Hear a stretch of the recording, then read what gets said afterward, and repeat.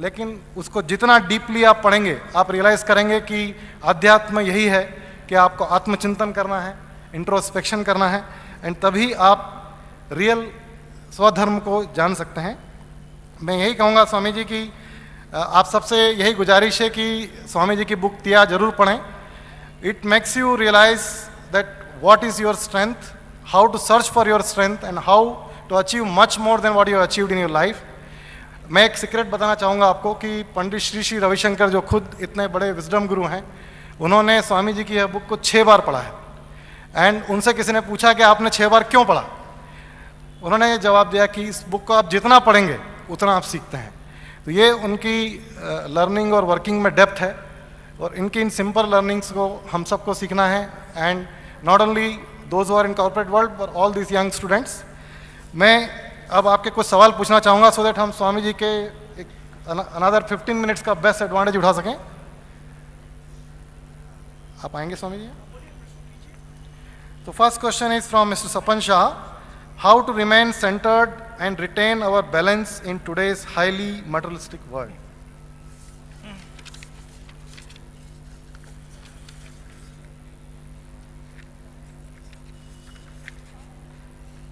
और देखें वो क्या क्वेश्चन है? नहीं अगेन अध्यात्म दूसरा सवाल है। नहीं, हम वो एक एक करके। See first question is how to remain centred and retain our balance in today's highly materialistic world. Both nice question by Sapan Shah. भाई मैं इतना ही कहूँगा, बहुत साधारण बात है। There are 2 kinds of personalities that I have felt. One is balloon kind. Balloon में हवा भर दो, बलून ऊपर चला जाता है, और हवा निकाल दो, बलून नीचे चला आता है। So when you said how to get the balance, simple है, वजन आपका बढ़ेगा तो आप बलून की तरह इधर उधर kicked around नहीं होंगे। You are getting kicked around because you don't have weight in your personality. If you increase weight in your personality, you will not be knocked around, your balance will remain. नाव में क्या करते हैं, जहाज में क्या करते हैं? To stop it from getting buffeted by the waves, anchor is placed.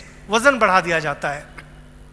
हम लोग के जीवन में वजन बढ़ता है when your personality is deep.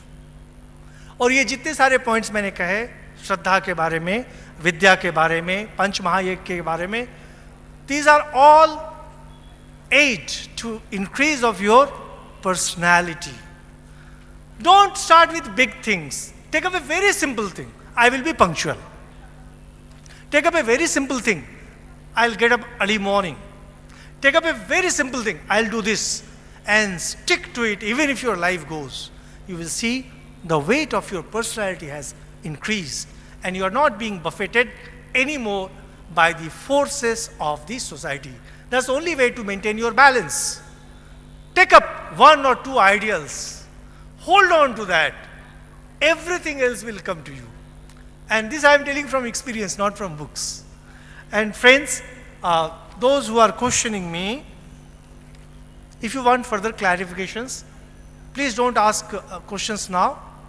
I think I will be having a cup of tea if they offer, because उसमें हमको सिद्धि नहीं है, क्योंकि मैं कंगाल आदमी हूँ, गरीब आदमी हूँ, जिंदगी में कभी किसी को चाय नहीं पिलाई, तो चाय मुझे भी पीने में असुविधा हो जाती है। So you can come and meet me there, we can discuss further.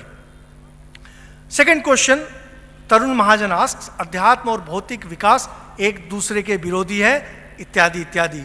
Absolutely nonsense thing. This is not Indian idea.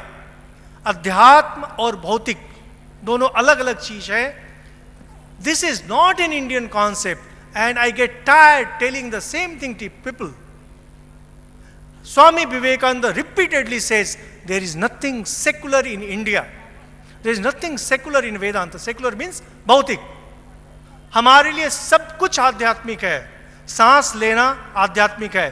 देख रहे हैं जितने सारे गुरु हैं, सांस लेना छोड़ना सिखाते हैं। अरे जब से आपने जन्म लिया है तब से आप सांस लेना जानते हैं, तो गुरुजी लोग आपको सांस लेना क्यों सिखा रहे हैं? इंदौर स्टेशन का कुली भी काम करता है, मैं भी काम करता हूं। आप उससे काम सीखने नहीं जाते हैं, आप हमारे पास आते हैं। क्यों? क्रिया तो वही है, एटीट्यूड बदल जाता है। एंड अभी आजकल एक नया डायलॉग बना है ना, attitude is everything. In India, there is nothing called secular. जागतिक कुछ नहीं होता है, एवरीथिंग इज आध्यात्मिक. अगर कोई भी काम आपका है जो आप आध्यात्मिक दृष्टि से नहीं करते हैं, आप गड्ढे में गिरेंगे. भारत में जन्म, मृत्यु, विवाह, यज्ञोपवीत, संतानोत्पत्ति, गर्भाधान, सब कुछ आध्यात्मिक दृष्टि से किया जाता है. भौतिक कुछ नहीं है. समस्या है आपने अपने मन में बना लिया है कि सुबह में जाकर के मंदिर में थोड़ी पूजा कर दो और दिन भर बैठ करके लोगों को लूटो. नहीं, धर्म और अध्यात्म अलग नहीं है, दोनों बिल्कुल एक ही चीज है. जो कंपार्टमेंटलाइज करते हैं धर्म और जगत को, समझ लीजिए कि बेसिकली वो चीटिंग है, ढोंग है.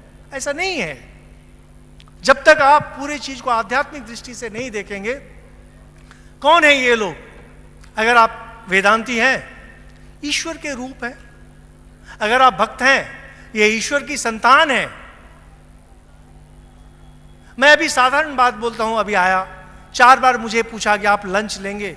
मैंने हाथ जोड़ के कहा, यह मेरे लिए साधना है. मैं जो बोल रहा हूं यह मेरे लिए पूजा है. ये हमारे सामने इष्ट बैठे हुए हैं. पेट भर के कहीं पूजा होती है? नहीं, मैंने नहीं खाया है, आश्रम में भी नहीं खाया है. पूजा है मेरे लिए. मैं आपका मनोरंजन के लिए नहीं आया हूं, मैं अपने मनोरंजन के लिए भी नहीं आया हूं. यह मेरे लिए पूजा है. आपको किसने बतलाया कि स्पीच देना पूजा हो सकती है? निर्भर तो आप पर करता है कि आप इसके भौतिक क्रिया ले रहे हैं या आध्यात्मिक प्रक्रिया ले रहे हैं. इसलिए भैया दोनों में कोई अंतर नहीं है. स्वामी जी, हो गया, खत्म हो गया. कई क्वेश्चन से मैंने इसको सिंपल 5 क्वेश्चंस में कन्वर्ट किया है, क्योंकि लोगों के आपसे बहुत अपेक्षाएं हैं. तो मैं आपको सिंपल में बताता हूं. अगले बार फिर बुला लीजिएगा, एक किराया ही देना पड़ेगा एक बार हवाई जहाज को. वो तो बुलाएंगे sir. See, one is IMA वाले कंजूस तो लगते नहीं है, लेकिन कभी कभी लगता है कंजूसी कर देते हैं. फिर बुला सकते हैं, बुलाने में इतरा रहे. हाँ बोलिए. एक तो एक सवाल ये है कि I will read, there are 5 key question. I have got some question here also. तो मैंने उसको समराइज किया है. Okay fine. Friends wants to know how to manage stress, how to gain confidence, and how to detach from day-to-day life